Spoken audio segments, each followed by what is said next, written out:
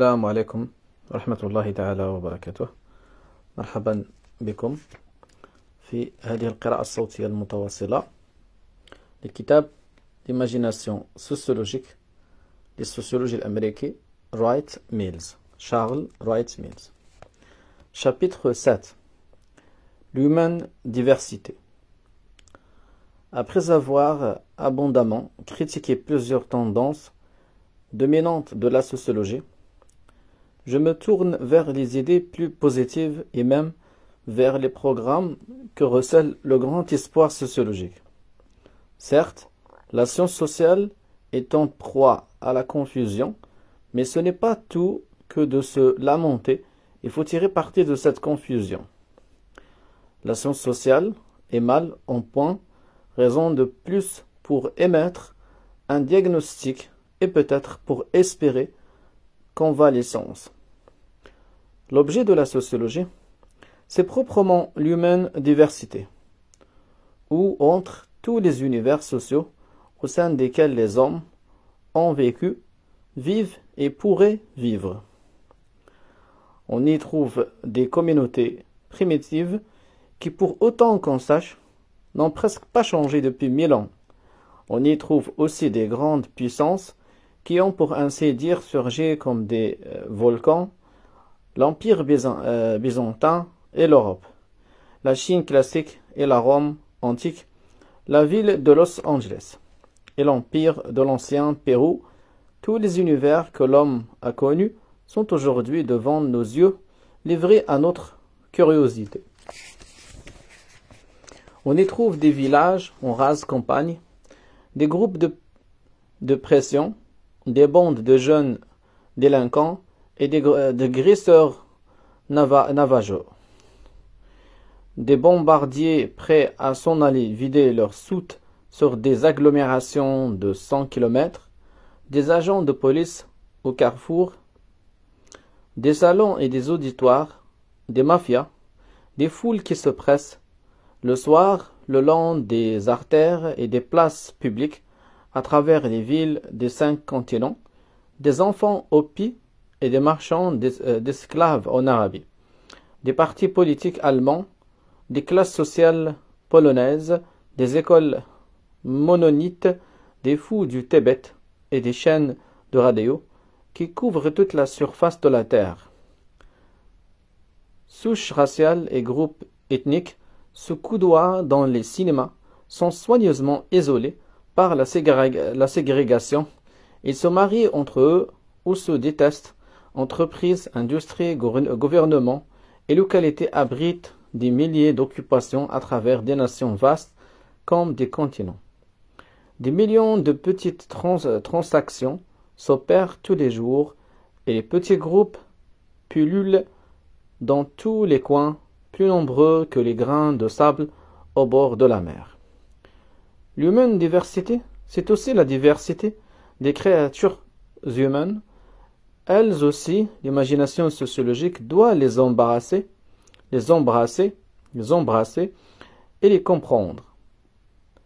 Le brahmin indien de 1850 est Courtois, le pionnier de l'Illinois, le gentleman anglais du XVIIIe siècle, l'indigène australien, le paysan chinois d'il y a un siècle, l'homme politique bolivien contemporain, le chevalier féodal français, la suffragette qui fait la grève de la faim en 1914, la starlette de Hollywood, le patricien romain. Écrire sur l'homme, c'est écrire sur tous ces hommes, sur toutes ces femmes-là, sans oublier Goethe ni la voisine du coin. Le sociologue s'efforce de comprendre l'humaine diversité de manière méthodique, mais la diversité est si ample et si profonde qu'on peut se demander si c'est possible. La confusion des sciences sociales n'est-elle pas déjà dans leur objet? Je répondrai que la diversité n'est peut-être pas aussi anarchique qu'on l'imaginerait à la lecture d'une énumération fragmentaire, pas aussi anarchique que se plaît à le montrer la sociologie des collèges et des universités. L'ordre et le désordre sont affaires de point de vue.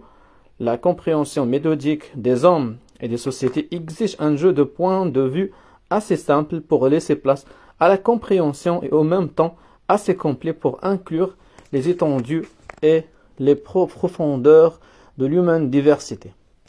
C'est pour conquérir ces points de vue que la sociologie livre son combat le plus décisif et le plus harassant. Tout point de vue repose sur une batterie de questions. Et les grandes questions sociologiques, évoquées au chapitre 1, s'imposent facilement à l'esprit qui conçoit la sociologie comme l'étude par excellence de la biographie, de l'histoire et des problèmes de leur croisement au sein de la structure sociale. Pour étudier ces problèmes, pour concevoir l'existence de l'humaine diversité, il faut évidemment que nos travaux ne quittent jamais le plan de la réalité historique et de ce qu'elle représente pour les hommes et les femmes de chair et d'os. Notre objectif consiste à circonscrire cette réalité et à dégager ses significations. C'est en fonction d'elle que la sociologie classique formule ses problèmes et que les épreuves et les enjeux qu'ils recouvrent sont effectivement abordés. Pour ce faire, nous devons nous efforcer de saisir d'un point de vue comparatif les structures sociales qui ont émergé ça et là dans le monde et qui ont actuellement une existence historique. Nous devons choisir et étudier les milieux restreints en fonction de structures historiques à grands points. Nous devons refuser les spécialisations arbitraires des départements universitaires, régler notre spécialisation au gré du sujet et surtout au gré du problème, enfin ce faisant, puiser dans les vues et dans les idées, dans la documentation et dans les méthodes de toutes les sciences humaines qui octroient à l'homme le rôle d'acteur historique.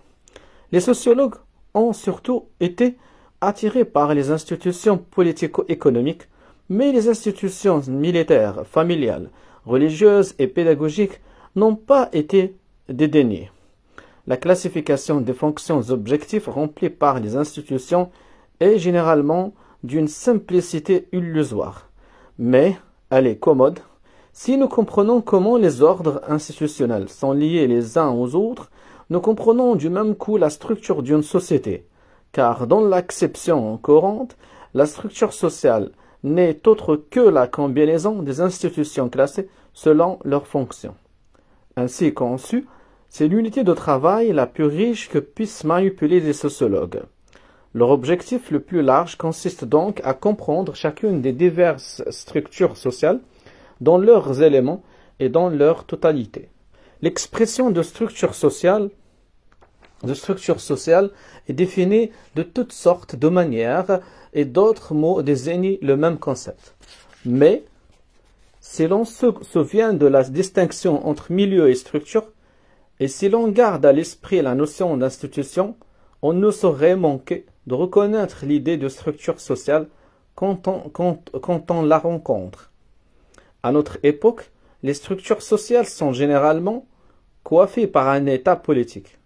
Dans le cadre du pouvoir, et à bien d'autres égards, l'unité significative de structure sociale la plus riche se trouve être l'État-nation. L'État-nation est aujourd'hui la forme par excellence de l'histoire du monde, et il pèse de tout son poids sur la vie des hommes. L'État-nation a morcelé et organisé sous toutes sortes de formes les civilisations et les continents du monde. Son extension et les phases de son développement sont les grandes clés de l'histoire moderne et actuellement de l'histoire du monde. Au sein de l'État-nation, les instruments de décision et de pouvoir sont organisés dans le domaine politique et dans le domaine militaire, aussi bien que dans les secteurs culturels et économiques. Toutes les institutions et tous les milieux spécifiques où la plupart des hommes vivent leur vie privée et leur vie publique sont organisés sous forme d'un État-nation. Les sociologues n'étudient pas seulement les structures sociales nationales. Simplement, l'État-nation est le cadre privilégié dans les limites duquel ils éprouvent le besoin de formuler les problèmes des petites et des grandes unités. Les autres sont classés comme unités pré-nationales ou post-nationales, car Car les unités nationales peuvent très bien appartenir à l'une des civilisations, ce qui revient généralement à dire que leurs institutions religieuses sont celles de l'une des religions du monde. Ces faits de civilisation, ainsi que bien d'autres, peuvent servir à rapprocher les divers États-nations. Mais sous la plume d'auteurs comme Arnold Toynbee, il me semble que les civilisations sont beaucoup trop envahissantes, beaucoup trop imprécises pour tenir lieu d'unité première, de champ d'études intelligibles des sciences sociales. En adoptant la structure sociale nationale comme unité significative de travail, on se place à un bon niveau de généralité. Elle nous permet en effet de ne pas lâcher nos problèmes et de faire place aux forces structurelles à l'œuvre dans les épreuves et les moindres aspects de la conduite humaine aujourd'hui. Du surcroît, ce choix nous permet d'aborder très facilement les grands enjeux collectifs, car c'est au sein des États-nations et entre eux que les instruments effectifs de pouvoir et partant les instruments de l'historiogenèse sont aujourd'hui étroitement organisés pour le meilleur ou pour le pire. Il est vrai que tous les États-nations n'ont pas le même pouvoir de créativité historique. Certains sont si petits et tellement tributaires des autres qu'il faut étudier les grandes puissances pour comprendre ce qui s'y passe. C'est simplement un autre problème au sein de la classification utile de nos unités, les nations, et de leur étude nécessairement comparative. Il est vrai aussi que tous les États-nations agissent les uns sur les autres et que certaines agglomérations sont issues de la même famille de traditions. Mais c'est le cas de n'importe quelle unité conséquente que nous pourrions choisir. En outre, depuis la Première Guerre, tous les États-nations qui ont été capables sont devenus indépendants. La plupart des économistes et des politistes prennent l'État-nation comme unité de base, même lorsqu'ils envisagent l'économie internationale et les relations internationales. Ils ne perdent jamais de vue les divers États-nations particuliers. Les anthropologues étudient évidemment l'ensemble d'une société ou d'une culture, et lorsqu'ils abordent les sociétés modernes, ils s'efforcent avec plus ou moins du succès de saisir les nations comme ensemble. Mais les sociologues, ou plus précisément les conseillers techniques de la sociologie, qui n'ont pas un sens très rigoureux du concept de structure sociale, trouvent souvent que la nation est une unité démesurée. C'est leur préférence pour les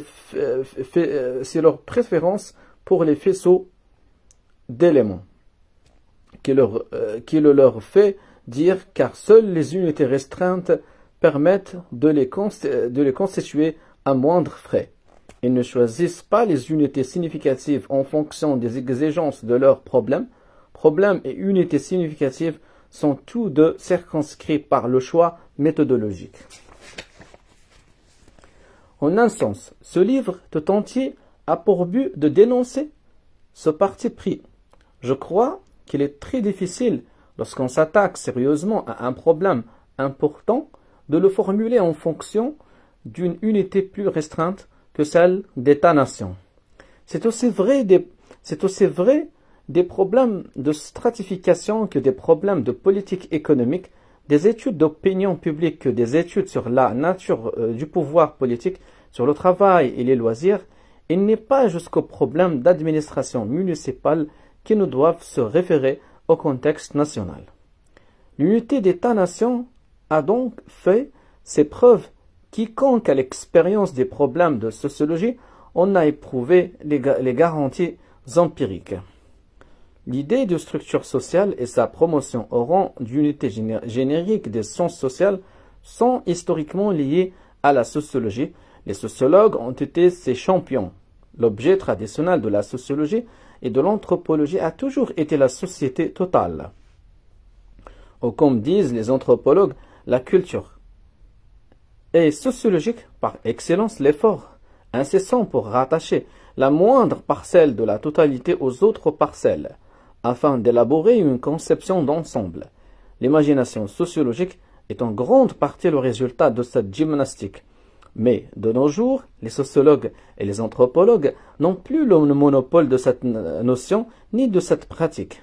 Ce qui n'a guère encore poigné dans ces deux disciplines est devenu maintenant une attention et aussi une pratique parfois hésitante qui s'est répandue dans toutes les sciences sociales. Dans sa tradition classique, comme dans ses directives nouvelles, l'anthropologie culturelle ne me paraît pas foncièrement différente de la recherche sociologique. À l'époque où les sociétés contemporaines étaient encore un domaine pratiquement inexploré, les anthropologues devaient, dans des lieux impossibles, aller quérir des renseignements sur les peuples sans écriture. Les autres sciences humaines, histoire, démographie, sciences politiques, ont de tout temps eu accès à des documents conservés par des sociétés possédant l'écriture. Et c'est en quoi elles se distinguaient, mais de nos jours, les exposés empiriques sont monnaie courante dans toutes les sciences humaines et ce sont plus précisément les psychologues et les sociologues en cheville avec les sociétés historiques qui ont lancé le mouvement. Depuis peu, les anthropologues se sont penchés sur des communautés évoluées et même sur des États-nations très éloignés. Inversement, sociologues et économistes se sont intéressés aux peuples embryonnaires. Aujourd'hui, ni l'objet ni la méthode ne distinguent plus l'anthropologie des sciences économiques et de la sociologie. Les sciences économiques et les sciences politiques se sont penchées sur des secteurs institutionnels particuliers de la structure sociale. Les économistes et pour une moindre part les politistes ont élaboré sur l'économie et sur l'État des théories classiques, dont se sont nourries des générations de spécialistes. En somme, ils ont construit des modèles avec cette réserve que politistes et sociologues, contrairement aux économistes, construisaient sans le savoir. La spéculation classique consiste à formuler des conceptions et des hypothèses, d'où l'on tire des déductions et des généralisations. Celles-ci, à leur tour, sont confrontées à diverses propositions empiriques. Au cours de ces opérations, les conceptions, les procédures et même les questions sont codifiées au moins de manière implicite. Fort bien, cependant, deux directions se dessinent d'ores et déjà en économie et se dessineront tôt ou tard en sociologie. En sociologie, qui tendent à dévaloriser les modèles formels d'État et d'économie aux frontières régulières, c'est-à-dire formelles et mutuellement incompatibles. Il s'agit de développement économico-politique. Il s'agit premièrement, du développement économico-politique des secteurs dits sous-développés et deuxièmement, des formes de l'économie politique propres au XXe siècle, tendance totalitaire et tendance de la démocratie formelle.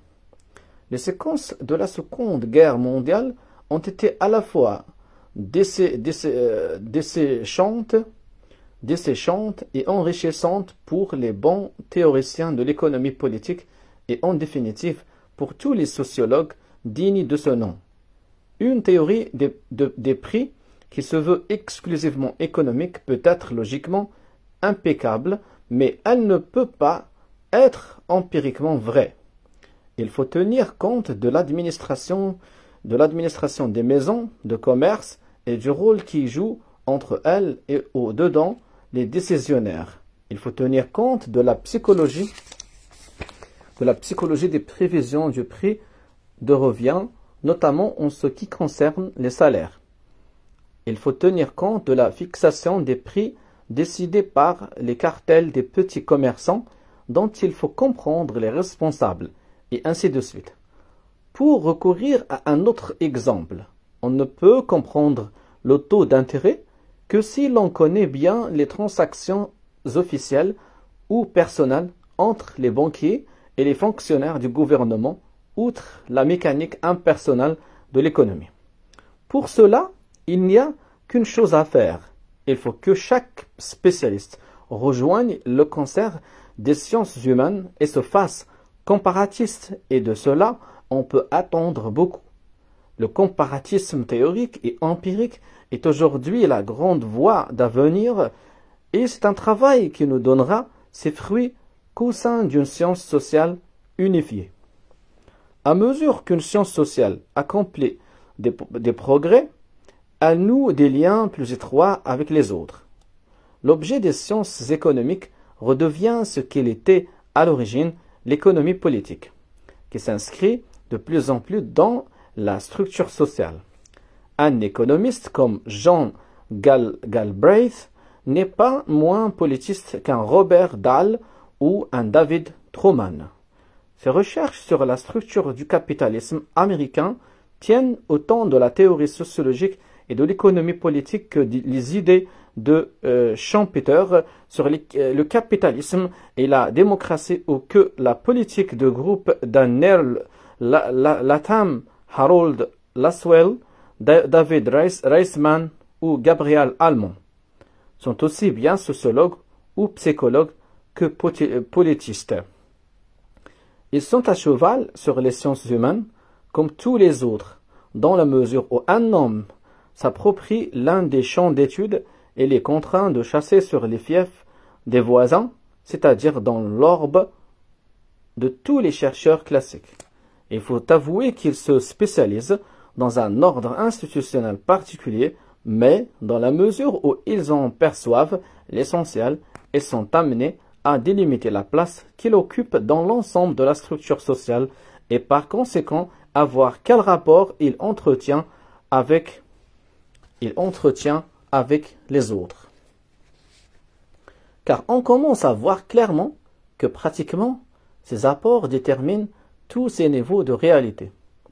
Il ne faudrait pas croire que, mais en présence de la grande diversité de leurs objets, les spécialistes se sont partagés le travail méthodiquement. Tout d'abord, les disciplines se sont développées chacune de son côté, stimulées par des besoins et des conditions qui leur étaient propres. Aucun plan d'ensemble n'a été tracé. Ensuite, on n'est pas toujours d'accord sur les rapports qu'elles doivent entretenir, ni le degré de spécialisation qu'elles doivent se proposer. Mais, heureusement, ces dimensions ne constituent plus aujourd'hui de véritables pierres d'achoppement intellectuel. Ce sont des passes d'armes universitaires et d'ailleurs, même à ce niveau-là, les choses sont sur le point de se tasser. Le grand phénomène intellectuel d'aujourd'hui, c'est l'assouplissement des frontières. Les concepts passent beaucoup mieux d'une discipline à l'autre. Certains spécialistes ont fait de fulgurantes carrières en assimilant le vocabulaire de l'une et en l'utilisant adroitement dans un autre secteur. Il y aura toujours des spécialisations, mais elles ne coïncideront pas toujours avec les disciplines arbitraires que nous connaissons. Elles devront apparaître dans le sillage des problèmes dont la solution exige l'appareil intellectuel qu'elles possèdent traditionnellement à elles toutes. De plus en plus, les divers spécialistes utilisent des concepts et des méthodes similaires. Toutes les sciences sociales ont pris forme sous l'effet d'un travail interne, de nature intellectuelle. Mais elles ont subi aussi l'influence décisive des contingences universitaires, à preuve la tournure différente que chacune a prise dans les grandes nations occidentales. La tolérance ou l'indifférence dont ont fait preuve les disciplines établies, notamment la philosophie, l'histoire et les lettres, n'ont pas été sans influencer la sociologie, les sciences économiques, l'anthropologie, la science politique et la psychologie. À tel point que dans certains établissements d'enseignement supérieur, cette tolérance ou cette intolérance ont directement provoqué l'absence ou la présence des départements de sciences sociales. À Oxford et à Cambridge, par exemple, il n'y a pas d'institut de sociologie. À trop respecter les cloisonnements universitaires, on risque aussi de prendre les institutions politiques, économiques et autres pour des systèmes autonomes. Certes, j'ai montré que cette hypothèse avait permis et permet encore de construire des modèles analytiques qui sont extrêmement précieux. Généralisés et figés dans les cloisons scolaires, les modèles classiques de constitution politique et de régime économique collent sans doute assez bien à la structure du XIXe siècle, naissant en Grande-Bretagne et surtout aux États-Unis.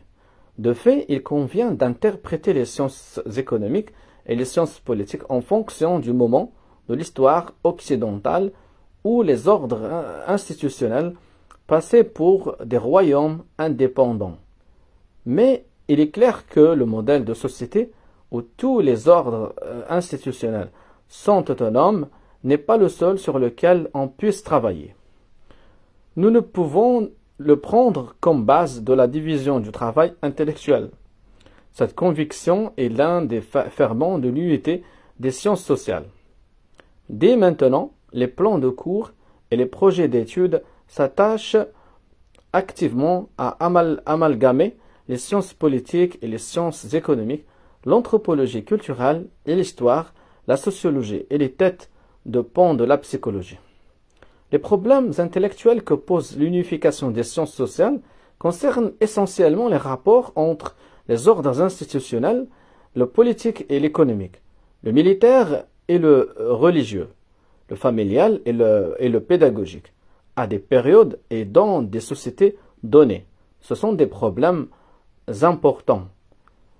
Les difficultés pratiques que posent les rapports de travail entre les sciences sociales les concernent, les programmes et les carrières universitaires.